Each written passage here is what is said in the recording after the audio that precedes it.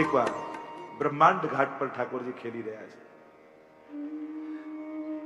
તમે રમણ રેતી ગોકુલમાં આગળ જાઓ ત્યાં બ્રહ્માંડ ઘાટ આવે. દાઉજી છે, સખાઓ છે. ખેલતા ખેલતા માટીનો ગોળો ઠાકોરજી બનાવ્યો.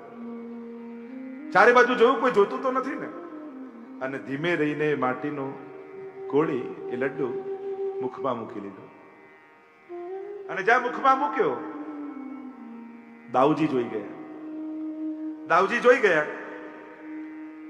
અને દોડતા દોડતા પ્રભુ પાસે આવ્યા. લાલન, तुमने मिट्टी खाई? प्रभु कहे देखो, झूठ मत बोलो, मैंने देखा है तुमने मिट्टी मुख में धरी है. देखो मैया से कह दूंगा. कही दो, मैया मैया देखो लालन ने मिट्टी खाई. अच्छा अभी देखती हूं. दौड़ता यशोदाजी આવ્યા. લાલન, તે માટી ખાધી? અને પ્રભુ બોલ્યા, મેં નથી ખાધી માટી. હવે અહીંયા ચર્ચાનો વિષય થઈ ગયો. પરબ્રહ્મ સત્યવ્રત, પરમ સત્ય એ ક્યારે અસત્ય બોલે? પ્રભુએ મોઢામાં માટી મૂકી છે, જોયું છે દાઉજીએ, અને મૈયા પૂછે છે તો ના કેમ પાડે છે? શું પ્રભુ અસત્ય બોલે છે? અને અસત્ય બોલે એ બ્રહ્મ હોય? અનેક અનેક અર્થઘટનો આચાર્યો, મહાત્મા, મહાપુરુષોએ કર્યા. એક અર્થ એમ કર્યો કે મૈયાએ પૂછ્યું કે લાલન, તે માટી ખાધી? પ્રભુએ ના પાડી, માં મેં માટી નથી ખાધી. તો મોઢામાં તો મૂકી. ભગવાન અસત્ય બોલે કે ના, માનો પ્રશ્ન જ ખોટો છે. માં પૂછે છે કે તે માટી ખાધી? લાલન કે મેં માટી નથી ખાધી. માં, આ વ્રજ રજ છે, આ માટી નથી. તું વ્રજરજ ને માટી સમજે છે? આ સાધારણ માટી નથી. માં, मुक्ति कहे गोपाल सो मेरी मुक्ति बताए और व्रजरज उड़ी मस्तक लगे तो मुक्ति मुक्त है जाए. આ તો મુક્તિને પણ મુક્તિ આપે એવી વ્રજ રજ છે. અને માટી માનવાની ગલત ફહેમી નથી. એટલે ઠાકોરજી ના પાડે છે કે મેં માટી નથી ખાધી, મેં તો વ્રજરજ મુખમાં પધરાવી છે. કારણ કે વ્રજની મહત્તા જ રજથી છે. બ્રહ્મના ચરણની રજ જ્યાં છે એ જ છે બ્રજ. બ્રહ્મના ચરણની રજ એટલે પહેલો અક્ષર ને છેલ્લો અક્ષર એટલે કયું બ્રજ. વ્રજની મહત્તા એની રજથી છે. વ્રજનું મહાત્મ્ય જો કસારથી હોય તો એના રજથી છે. એટલે વ્રજમાં જાઓ ને તો રજથી બચતા નહીં. અને આપણે ત્યાં તો કહીએ ને, કૃષ્ણ આપણો એ જ છે જેની હાથમાં વેણું હોય, જેની બાજુમાં ધેનું હોય અને જેની ચરણમાં રેણું હોય, એ જ આપણો કૃષ્ણ છે. એટલે જ મધુરાષ્ટકમાં મહાપ્રભુજી કહે રેણુર મધુરા. આ રેણુ મધુર કેમ છે? કારણ કે પ્રભુએ મુખમાં પધરાવી એ રજમાં પણ અધરામૃત પધરાવી, એને પણ માધુર્યનું દાન ઠાકોરજી કરાવ્યું. કારણ કે ચરણનો સ્પર્શ હતો. ઠાકોરજીએ 2 વસ્તુના દાન બ્રજમાં કર્યા છે. અને બધે જ 3 સ્થાન બહુ મહત્વના બ્રજમાં: યમુનાજી, ગિરિરાજજી અને વૃંદાવન. આ ત્રણેયને ઠાકોરજીએ રજ અને રસ આ બંનેનું દાન કર્યું છે. અને આ બંનેથી જ આ બધાની મહત્તા છે. બ્રજની મહત્તા આ 2 વસ્તુથી, રજથી અને રસથી. પ્રભુના ચરણની રજ અને અધરામૃતનું રસ, આ 2નું દાન ઠાકોરજી બ્રજમાં બધાને કરાવ્યું છે. અને આ 2 દ્વારા જ પ્રભુ સ્વ સ્વરૂપનો અનુભવ ભક્તોને કરાવે છે. રેણુર મધુરા એમ મહાપ્રભુજીએ કેમ કહ્યું? કારણ કે પ્રભુએ મુખમાં પધરાવી એને પણ રસાસ્વાદ કરાવ્યો, એને માધુર્ય યુક્ત બનાવી દીધું. રજની મહત્તા બ્રજમાં, અને બ્રજમાં આટલી રજની મહત્તા છે. સૌથી પહેલી રજ પ્રભુના ચરણની રજ. બ્રજમાં પહેલી રજનું મહાત્મ્ય પ્રભુના ચરણની રજ. બીજી રજ ગોરજ, ગાયોના ખુરની રજ. અને ત્રીજી રજ ગોપીઓના ચરણની રજ. ઉદ્ધવજી જયારે બ્રજમાં આવ્યા ને, બ્રહ્મ બ્રહ્મ કરતા કરતા આવ્યા તો ખરા, ગયા ને ત્યારે બોલ્યા, વંદે નંદ વજસ્ત્રીણામ પાદ રેણુમ અભિક્ષ્ણસઃ યાસામ હરિકથોદ ગીતમ પુનાતિ ભુવનત્રયમ. ગોપીઓના ચરણના રજને વંદન કર્યા છે. આશા મહો ચરણ રેણુ જુષામ મહમ શ્યામ, ચરણના રજની વંદના કરી છે. એટલે વ્રજમાં જાઓ ને અને તમારા ઉપર રજ ઉડીને લાગે ને ત્યારે આ 3 રજની ભાવના કરજો કે આ રજ જે લાગી છે ને, કારણ બીજે બધે રજ એ દૂષણ હશે, વ્રજમાં આભૂષણ છે. બીજે ક્યાંક જો ધૂળ ઉડીને લાગે તો એને દૂષણ કહેવાય, માણસ કદરૂપો લાગે હે. પણ બ્રજમાં રજ ઉડીને લાગે છે ને તો પ્રભુ હોય એના કરતા અધિક સુંદર લાગે છે. વલ્લભાખ્યાનમાં પણ ગોપાલદાસજી વર્ણન કરે છે ને, ગાયોને ચરાવતા ચરાવતા પ્રભુ પધારે ને, યો યો કરતા કરતા ગોરજ ઉડે, ગોરજ છૂરિત શ્યામલ અંગ. અને જયારે શ્રીઅંગમાં મંડિત થઈ હોય ત્યારે પ્રભુ એટલા સુંદર લાગે. ગોપીઓ તો કહે કે પાપડ પણ બંધ થાય તો અમને યુગ જેવું લાગે, એવા સુંદર પ્રભુ લાગે. તો રજ વ્રજમાં દૂષણ નથી, આભૂષણ છે. અરે વ્રજયાત્રા કરવા જાય ને વૈષ્ણવ ત્યારે જોવા જેવા હોય. જયારે ગયા હોય ત્યારે તો ક્લીન સેવ હોય અને અપ ટુ ડેટ થઈને નવા વસ્ત્રો પહેરીને જાય. પણ 2 દિવસ 4 દિવસ પહેલા તો આતડા રહેતા હોય, ક્યાંક કપડા ગંદા ના થઈ જાય, ક્યાંક આમ ના થઈ જાય. ધીમે ધીમે ધીમે વ્રજનો રજ અને રસ એવો ચડતો જાય. પછી તો કે આ બેઠા રજમાં ક્યાં આસન ચાદરની કઈ જરૂર નથી, સીધા બેસી જાય. અને પછી તો દાઢી વધી ગઈ હોય, કેસ વધી ગયા હોય અને ચાલતા ચાલતા જવાનું એટલે આગળ આગળ વલ્લભકુલ ચાલતા હોય, એમની રજની રજ ઉડે ચરણોની. પછી એની પાછળ પાછળ વૈષ્ણવ ચાલતા હોય, એની રજ ઉડે. અને એ જ્યારે આપણા શરીર પર લાગે ને ત્યારે જ આ દેહ વ્રજ યાત્રા કરવાનો અધિકારી બને. એ રજથી અધિકાર મળે છે. અને વૈષ્ણવ પછી એવો લાગે જાણે કોઈ વ્રજભક્ત બની ગયો, વ્રજવાસી જેવો લાગવા મળે. જો 40 દિવસ પૂરા થવા આવે ને ત્યારે પોતે વ્રજવાસી હોય એવો લાગે. અને ધીમે ધીમે વ્રજભાષા આવડી જાય. પછી વ્રજભાષા બોલવા લાગે, મેં જા રહ્યો હું, આ રહ્યો હું, ખા રહ્યો હું.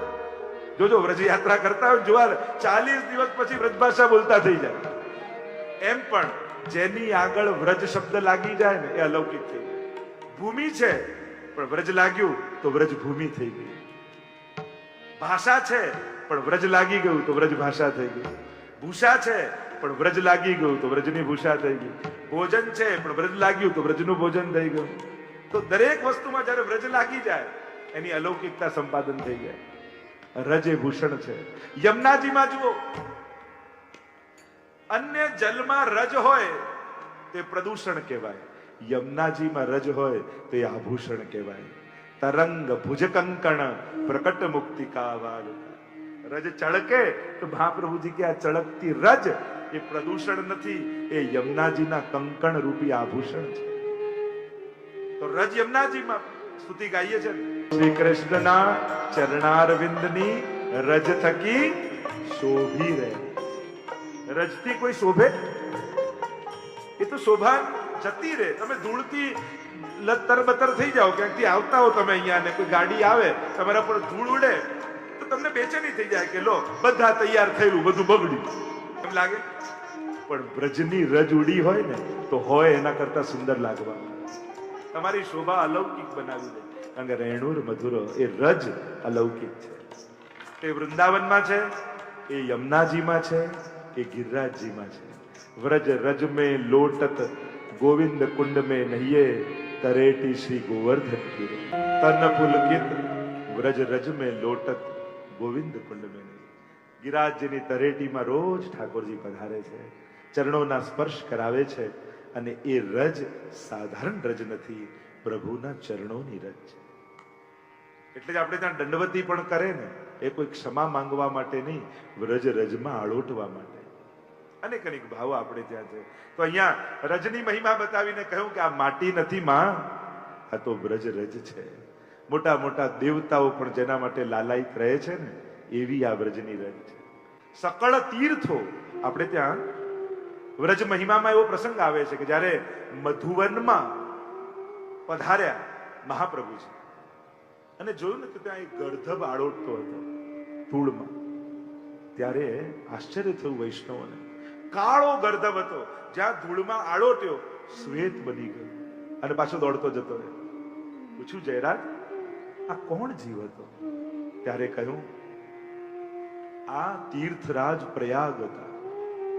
કારણ કે લોકો પાપ ધોવા માટે ત્યાં આવે અને બધા પોતાના પાપ પધરાઈ જાય, અને એટલા બધા પાપ ભેગા થાય કે એમનું શરીર કાળું થઈ ગયું. હવે કાળું શરીર તીર્થરાજ પ્રયાગને એમ થયું કે આ બધા ભેગા થયેલા પાપ ધોવા માટે હું ક્યાં જાઉં, કયું રૂપ લઉં, ક્યાં જઈને આળોટું? ત્યારે થયું કે વ્રજની રજ એવી છે જે મને પણ પાપમાંથી મુક્ત કરી શકે છે. પણ બીજા કયા દેહથી ધૂળમાં આળોટાય? તો કે ગર્ધબનો સ્વભાવ હોય એ ધૂળમાં આળોટે. એટલે પ્રયાગરાજ ગર્ધબનું રૂપ લઈ આ વ્રજરજમાં આળોટવા માટે આવેલા, અને આળોટી પોતાના પાપથી મુક્ત થઈ અને ફરી પોતાના તીર્થમાં જતા રહ્યા. એવી મહિમા આ વ્રજના રજની છે. કહ્યું, યશોદાજીએ પૂછ્યું, લાલન તે માટી ખાધી? પ્રભુએ કહ્યું, નાહમ ભક્ષિતવાન, મેં નથી ખાધી. તો કહ્યું, મોઢામાં તો મૂકી, પછી કેમ કે છે નથી ખાધી? શું પ્રભુ અસત્ય બોલી રહ્યા છે? અને અસત્ય બોલે એ ઈશ્વર હોય? તો કે પ્રભુ સાચું કહે છે, મુખમાં મૂકી છે, ખાધી નથી. તો કે મુખમાં મૂકીને ખાધી નથી, આવું કેમ થાય? તો કે હા, ખાધી નથી પણ પ્રભુએ ખવડાવી છે. કે મૂકી પોતાના મુખમાં, તો કે ખાધી ના કહેવાય ને, ખવડાવી કોને? ત્યારે અર્થ કરતા કહ્યું, જ્યારે પૂતના વ્રજવાસીના બાળકોના પ્રાણ લેતી લેતી વ્રજમાં આવી ને, ત્યારે બધા વ્રજવાસી જે જન્મ્યા હતા એ બાળકોના પ્રાણ પૂતનાની ભીતર આવી ગયા. અને વ્રજવાસીના બાળકોએ વિનંતી કરી કે પ્રભુ, આપે પૂતનાના પ્રાણોના કર્ષણ કર્યા એ સમયે અમારા પ્રાણ પણ આપની ભીતર આવી ગયા. પૂતનાના પ્રાણની સાથે પ્રભુ, અમારો જન્મ વ્રજમાં થયો, પણ વ્રજની મહત્તા તો વ્રજ રજથી છે. વ્રજમાં જન્મ્યા છતાંય અમે વ્રજ રજથી વંચિત રહી ગયા, પામી ન શક્યા. પ્રભુ આપ કૃપા કરો અને વ્રજરજનો અમને આસ્વાદ કરાવો. અને જ્યારે આવી વિનંતી વ્રજવાસીના બાળકોએ કરી ત્યારે પ્રભુએ માટી ખાધી નથી, વ્રજરજ આરોગી નથી, પણ વ્રજવાસીના બાળકોને ખવડાવી છે. અને એટલા માટે પ્રભુ કહી રહ્યા છે, નાહમ બક્ષિતવાન સર્વે મિથ્યાભિશંસિનઃ. આ બધા જ ખોટું બોલી રહ્યા છે. અને તને ભરોસો ના આવતો હોય તો મારું મુખ ખોલીને જોઈ લે. યશોદાજી કહ્યું, ઠીક છે લાલન, ખોલ મુખ. અને જ્યાં પ્રભુએ મુખ ખોલ્યું, સમગ્ર બ્રહ્માંડના દર્શન યશોદાજીને થયા. બ્રહ્માંડમાં ભારતવર્ષમાં બ્રજમંડળ, બ્રજમંડળમાં બ્રહ્માંડ ઘાટ, અને યશોદાજીએ પોતાને ઉભેલા જોયા. ચકિત થઈ ગયા યશોદાજી. અરે આ કોઈ દેવની માયા છે કે મારો બાળક બાળક નહીં પણ સાક્ષાત ઈશ્વર છે. અને જો આ ઈશ્વર હોય તો મેં તો કેટલા અપરાધ કર્યા છે, કેટલા દોષ કર્યા છે. અરે આને તો સોનાના સિંહાસનમાં પધરાવી આની તો પૂજા કરવી જોઈએ. પ્રભુને થયું કે આ તો ગડબડ થઈ ગઈ. હું તો સેવાનો આનંદ લેવા આવ્યો છું અને માને પૂજા કરવાની ઈચ્છા થાય. મારે તો સંબંધોના સુખ જોઈએ છે, ઈશ્વર તરીકેની મહત્તા મનાવવા અહીંયા નથી આવ્યો. અને માને પૂજા કરવા, જો આપણે ત્યાં બે માર્ગ છે, એક પૂજાનો માર્ગ, એક સેવાનો માર્ગ. જ્યાં વિધિ પ્રધાન હોય, જ્યાં મંત્ર પ્રધાન હોય એ પૂજા.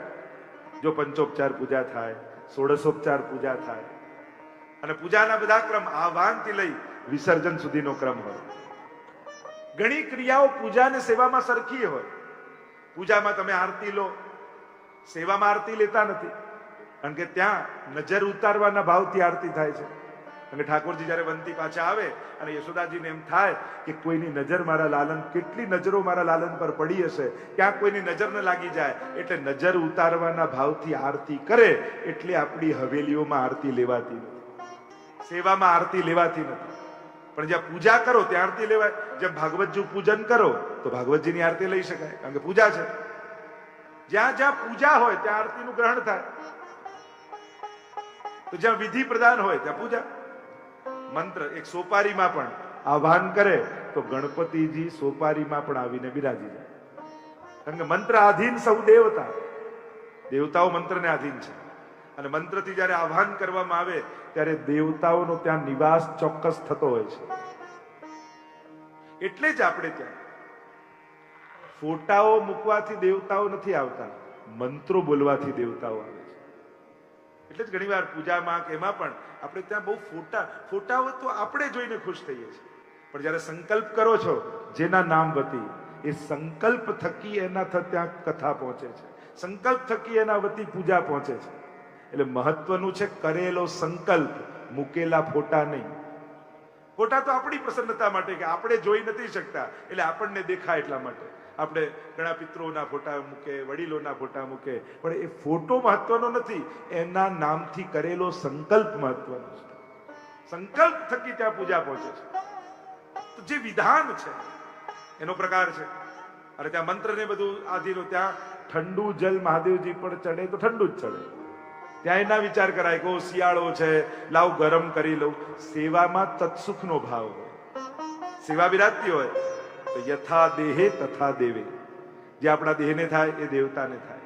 શિયાળો ચાલે તો મારે ઠાકોરજીને ઠંડી લાગે, ઉનાળો ચાલે તો મારે ઠાકોરજીને ગરમી લાગે. તો એ પ્રકારથી સેવાનો ક્રમ થાય. પૂજામાં બધું વિધિ પ્રધાન. નાડા છડી મૂકીને બ્રાહ્મણ બોલે વસ્ત્રમ ઉપવસ્ત્રમ સમર્પયામી, એટલે ભગવાનના વસ્ત્રો આવી ગયા. પણ સેવામાં તમે નાડા છડી મૂકો તો ઠાકોરજી પાછી ફેંકે, એટલે તું પહેરીને બતાવો તો હું પહેરીને બતાવું. અહીંયા તો ઉત્તમ વસ્તુનો ભોગતા છે, ઉત્તમમાં ઉત્તમ વસ્તુ હું અંગીકાર કરું છું. ત્યાં દેવતાનો ભાવ છે એટલે પૂજા. જો પુષ્ટિ માર્ગમાં મંદિર એક જ છે, અને એ છે શ્રીનાથજીનું મંદિર. કારણ કે મંદિર ક્યાં હોય? જ્યાં દેવાલય હોય. જ્યાં, અને દેવાલય છે એટલે જ ત્યાં ધ્વજા છે, શિખર છે, બાકી બધે હવેલીઓ છે. એક જ મંદિર આપણે ત્યાં છે, અને એ પણ શ્રીનાથજીની ઈચ્છાથી. એવો પ્રસંગ આવે છે ને કે જયારે નકશો બનાવવાનો હતો શ્રીનાથજીના મંદિરનો, અને મહાપ્રભુજી આજ્ઞા કરી નકશો બનાવનારને, કહ્યું કે અમારે તો નંદ બાબાનું ઘર એટલે નંદાલય હવેલી બનાવજો. પણ પેલો નકશો બનાવે એટલે આપમેળે શિખર બની જાય, આપમેળે ધ્વજા બની જાય. મહાપ્રભુજી કહે ઘર બનાવો અને મંદિર બની જાય, ઘર બનાવો મંદિર. 3 વાર એમ થયું. મહાપ્રભુજીને આશ્ચર્ય થયું. અને ત્યારે શ્રીનાથજી બાબાએ આજ્ઞા કરી કે વલ્લભ, યહાં દેવાલય કી રીત રાખ્યો.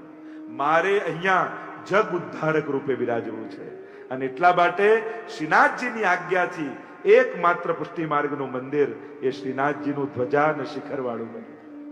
બાકી બધી હવેલી એ ફારસી શબ્દ છે. હવેલીનો અર્થ થાય ભવ્ય સુસજ્જ ઘર, એટલે કે નંદ બાબાનું ઘર, એટલે કે શ્રી મહાપ્રભુજીનું ઘર, અને એમાં શ્રી ઠાકોરજી બિરાજે છે. આવો ભાવ આપણે ત્યાં છે.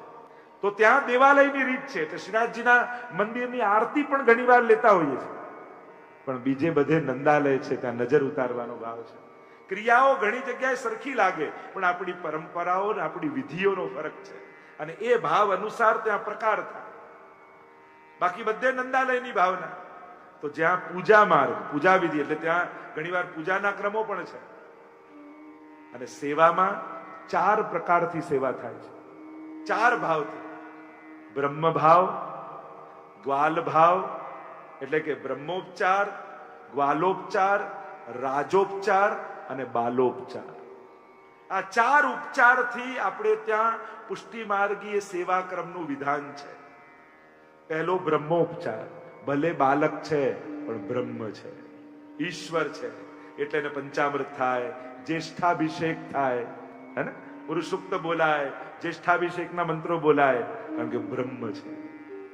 બીજું રાજોપચાર. એ બ્રહ્મ તો છે પણ બ્રજનો રાજા પણ છે, એટલે જો પ્રભુને ભોગ આવે તો શું કઈ? રાજભોગ. પ્રભુના વસ્ત્ર શૃંગાર રાજા જેવા, સિંહાસનમાં બિરાજે પ્રભુ, ખંડપાટ ચોકી લાગે, એક રાજાનો જેવો વૈભવ હોય એવો ઠાકોરજીનો વૈભવ, રાજાનો ભાવ. ત્રીજો ગ્વાલોપચાર. ભલે રાજા છે તો ગોવાળિયા ને, એટલે પ્રભુની આખી દિનચર્યા રાજા જેવી ના હોય, ગોવાળિયા જેવી હોય. પ્રભુનો જો આખો ક્રમ જોશો અષ્ટયામનો, તે અષ્ટયામનો ક્રમ કોઈ રાજા જેવો નથી, પણ એક ગોવાળિયાની દિનચર્યા હોય ને એવી દિનચર્યા હોય. ગોવાળીઓ સવારે જાગે, જે રીતે ગોવાળિયાનું ભોજન હોય, શિંગાર આદિ થાય, ગાયોને લઈને ચરાવવા માટે જાય, હે ને? રાજા ચરાવવા જાય, છે ગોવાળિયા એટલે ગાયોને ચરાવવા જાય. સાંજ પડે ફરી ઉત્થાપન થાય, સંધ્યા આરતીનો સમય થાય, ગાયોને લઈને પાછા પધારે. એક ગુવાળિયાની જેવી દિનચર્યા હોય એવી. તો ગ્વાલોપચાર. અને ચોથો ઉપચાર બાલોપચાર. એ ભલે બ્રહ્મ છે, રાજા છે, ગુવાળીઓ છે, પણ યશોદાજીનો બાલક છે. એક નાનું બાળક જે રીતે જાગે એ રીતે એની સૈયા, એ રીતેનો મંગલ ભોગ, એ રીતેનો ગ્વાલ ભોગ, અને બાલ ભાવથી લાલનને લાલ લડાવવામાં. તો આ 4 ઉપચારથી સેવા થાય. વ્રજનો ભાવ છે આખો. અષ્ટયામના દર્શન શું છે? એ આખા વ્રજમાં ઠાકોરજીની દિનચર્યા છે, મંગળાથી શયન સુધી. અને એ જ ભાવથી આપણે ત્યાં સેવા થાય. ભલે કલાકની સેવા કરો, પણ 8 સમયની ભાવના જરૂર કરજો. હરિરાયજી શિક્ષાપત્રમાં આજ્ઞા કરે છે, લીલા સર્વા ક્રમાગતા. ક્રમ અનુસાર લીલાની ભાવના વિચારો. ભાવ ભાવના, સ્વરૂપ ભાવના અને લીલા ભાવના, આ ત્રણેયનો વિચાર કરીને સેવા કરવી. તો અહીંયા માને એમ થયું આ તો બ્રહ્મ લાગે છે, આની તો પૂજા કરવી જોઈએ. લાલનને થયું હું તો સેવાનું સુખ લેવા આવ્યો છું. એટલે પ્રભુએ વૈષ્ણવી માયાનું આવરણ કર્યું અને યશોદાજીનો મહાત્મ્ય ભાવ જતો રહ્યો અને માધુર્ય ભાવ પ્રગટી ગયો, બાલ ભાવ પ્રગટી ગયો. લાલનને છાતીએ ચાપી લીધા. આમ મૃતિકા ભક્ષણની લીલામાં ઠાકોરજી આ રીતે યશોદાજી પર કૃપા કરી. યશોદાજીને એમ થયું કે ઘરમાં આટલા આટલા ભંડાર ભર્યા છે, છતાંય મારો લાલન બીજે જ્યાં જઈને કેમ આરોગે છે? લાવ એમ કરું, લાલનને મારા હાથનું ચોક્કસ ભાવશે. આજે હું પોતે સામગ્રી સિદ્ધ કરવા માટે બેસું. અને આમ વિચાર કરી આટલા દાસ દાસીઓ હતા, બધાને કહી દીધું આજે કોઈ અડતા નહીં, આજે લાલનની સામગ્રી હું બનાવીશ. મોટી ગોળી લીધી, માટલું લીધું, દહીં પધરાવ્યું અને યશોદાજી સેવા માટે તૈયાર થયા. નવી સાડી પહેરી, કંકણ કુંડળ ધારણ કર્યા, કટી મેખલા ધારણ કરી અને હવે દધી મંથન કરવા માટે યશોદાજી વિરાજમાન થયા. ખમ ખમ ખમ ખમ ખમ ખમ યશોદાજી દધી મંથન કરે છે. હરિરાયજી વર્ણન કરે છે, દધી મંથન કરી રહ્યા છે.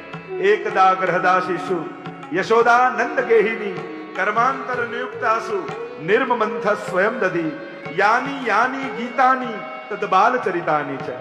હાથથી દધી મંથન ચાલી રહ્યું છે, મનથી પ્રભુની બાલ લીલાનું સ્મરણ કરી રહ્યા છે.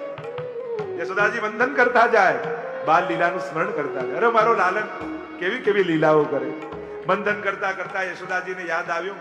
એકવાર લાલન દોડતા આવ્યા અને યશોદાજીને પાછળથી વળગી ગયા. વળગી ગયા તો યશોદાજીનો લાંબી ચોટી હાથમાં આવી. મનમાં વિચાર થયો ને કહેવા લાગ્યા, મૈયા તારી ચોટી આટલી લાંબી ને મારી નાનકડી, મારી ચોટી તારા જેવી ક્યારે થશે? જીદે ચડી ગયા. નહીં મૈયા, मैं तभी दूध पीऊंगा जब मेरी चोटी तेरे जैसी हो जाए. અને લાલન રડતા રડતા બોલ્યા, ભૈયા मेरी चोटी तेरे जैसी कब हो जाएगी? યશોદાજીને થયું કે દૂધ પીવડાવવાનો આ સારો સમય છે. લાલા लोटा भर के दूध पिएगो तो मेरे जैसी चोटी हो जाए. લોટો ભરીને પીશ ને તો મારા જેવો ચોટલો થઈ જશે. લાલન કે હમણાં ને હમણાં લાવ, હમણાં જ પીશ. લોટો ભરીને દૂધ આવ્યો. 1 ઘૂંટ 2 ઘૂંટ. પ્રભુ કે પણ વધે છે કે નહીં ખબર કેમ પડે? સામે દર્પણ રાખો. અરીસો મંગાવ્યો, સામે દર્પણ રાખ્યું. 1 ઘૂંટ પીએ ચોટી ઊંચી કરીને જુએ, બીજો ઘૂંટ પીએ ચોટી ઊંચી કરીને જુએ. આખો લોટો ખતમ થઈ ગયો, ચોટી આટલી ને આટલી રહી. અને લાલન પાછા રડવા લાગ્યા, મૈયા મેરી ચોટી તો બઢી ના. યશોદાજી કહે, લાલા રોજ લોટો ભરીને દૂધ પીશ ને તો મારા જેવી ચોટી થઈ જશે.